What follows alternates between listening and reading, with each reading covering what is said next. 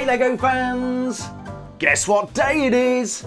Yes, it's hump day, and that means we're commencing our descent towards the weekend. 5 more doors are waiting to be opened, so let's dive right in and open up every door number 14 on every Lego advent calendar. We're starting out with Lego City, which currently sits in 3rd place. Now, where is door number 14? There it is. And let's see what we've got today. Oh, we've got a minifigure. Oh, nice. That's a little girl. I can't remember her name. Hang on, this'll help. The spoilers on the top. Yeah, that's going to be Maddie. I know nothing about Maddie, but I will look her up before the next segment. Yeah, little girl there. Nice torso piece. Also holding a lantern. Looks like it's got the gold element in there, which is really nice. So yeah, always a good day when you get a minifigure, unless it's Mantis. So let's put this little beauty together and see how she looks. What better way to start a Wednesday than with a cute minifigure? This is Madison Yeh, who is better known to her friends as Maddie.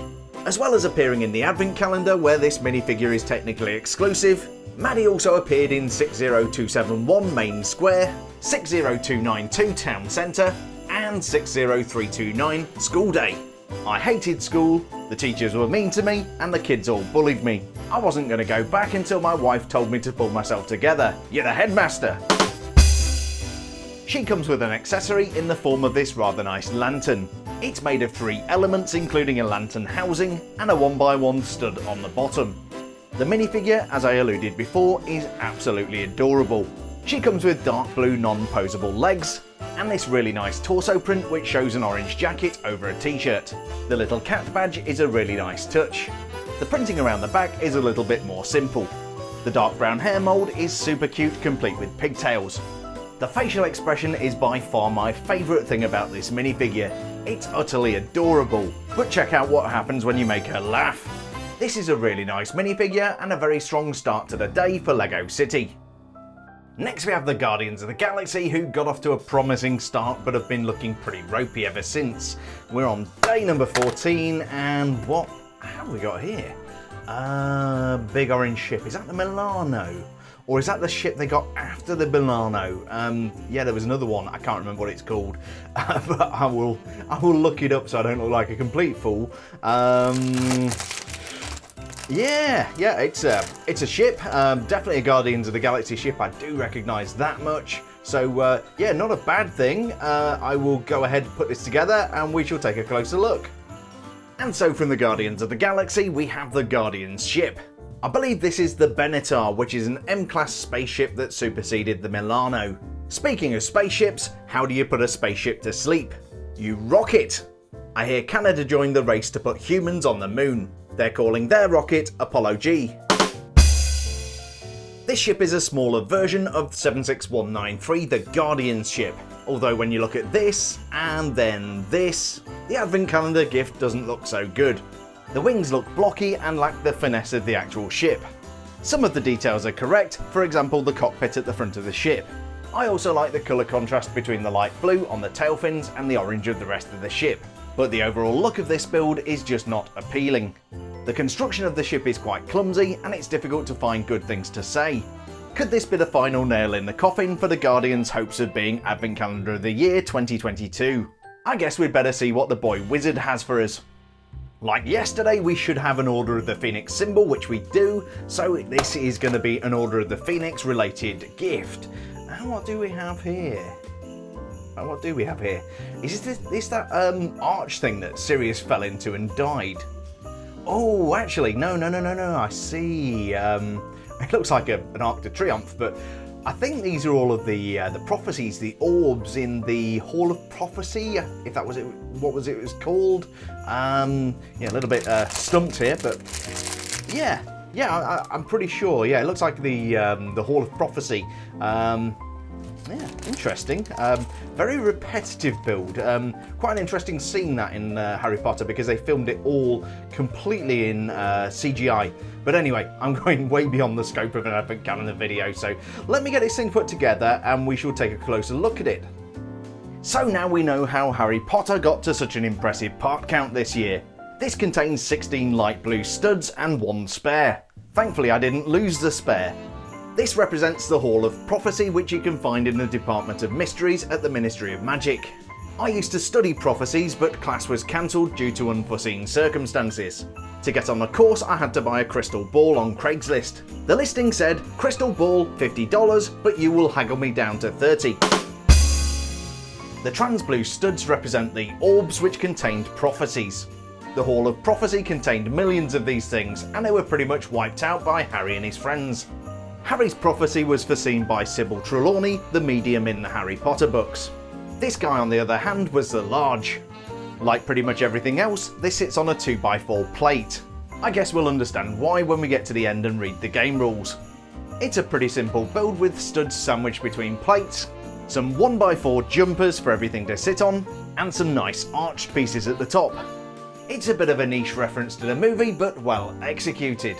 I'm not sure any of these prophecies predict who will win Advent Calendar of the Year 2022, but it will be interesting to see how many points Harry Potter picks up for this little beauty.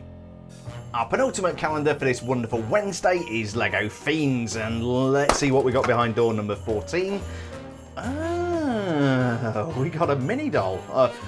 Or a micro doll, I think would be the better way of saying it. I don't know who this character is, I didn't look up the names, but I will check on that. Obviously, not a lot inside here, that's a tiny little package there, but we shall put this little guy together. Oh, nice little bee on the torso there. So yeah, we'll put this little guy together and take a closer look. So after a little research, this would appear to be Santiago, who is exclusive to the calendar. There is another Santiago in the 41720 water park set, but the differentiating factor here is the body.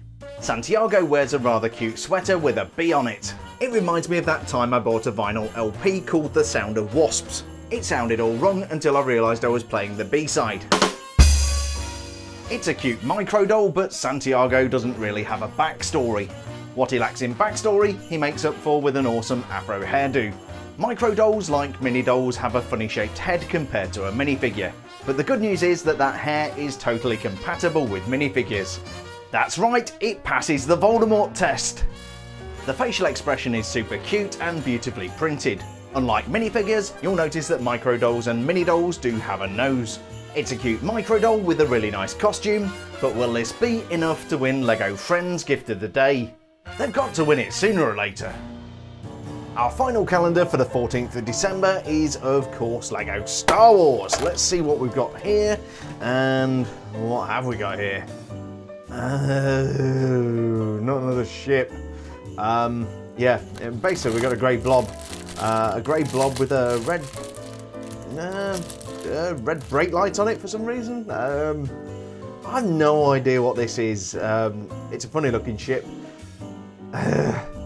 Oh, why do you do this to me, Star Wars? I hate these things. Anyhow, let me build this thing. It looks a little bit complicated, and I might just go ask Google what this thing is.